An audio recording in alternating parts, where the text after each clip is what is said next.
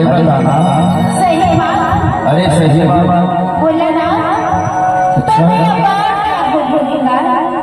का क्या था? बोला तुम्हें होगा। अरे धीरे बोलो। अरे काबर दादा। अरे यहाँ भैया और भौजी माता दीदी मन शादी हुआ नौजवान साथी सब बैठे हैं। अच्छा और तेहार का तुरने बोलो मया है, तुरने बोलो मया है। ते जवान आ रहे हो भाई भाई। ऐसे का संध्या के बेरा गाड़ी खवा में मोला पता हो गया। एक से थी जाता ये जनवारी भाई छोरे ना पही गाड़ी संध्या के बेरा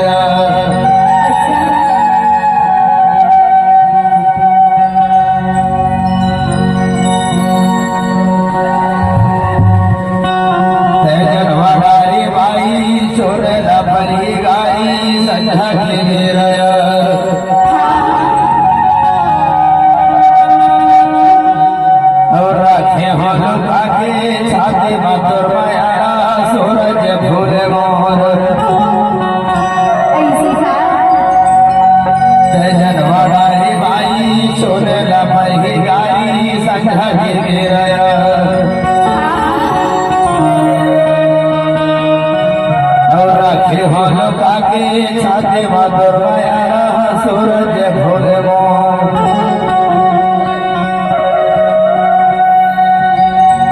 अधिक नहीं तो नजर भर तोला नजर मेरी माँ तो नजर भर तोला नजर मेरी माँ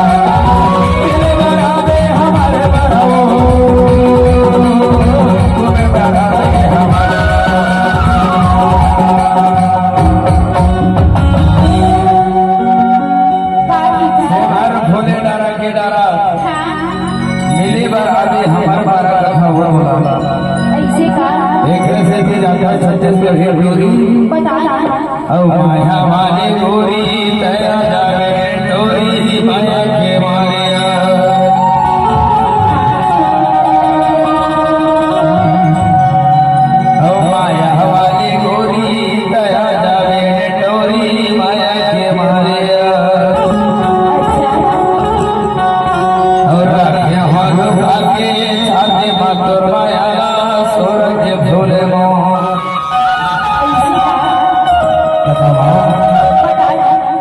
माया वाली पूरी दया जावे डोरी माया के मानिया माया के भरोगा में छाती मातुर माया सूरज फूले मोह तो नजर भरे तोला नजर मेरी माँ तो नजर भरे तोला नजर मेरी माँ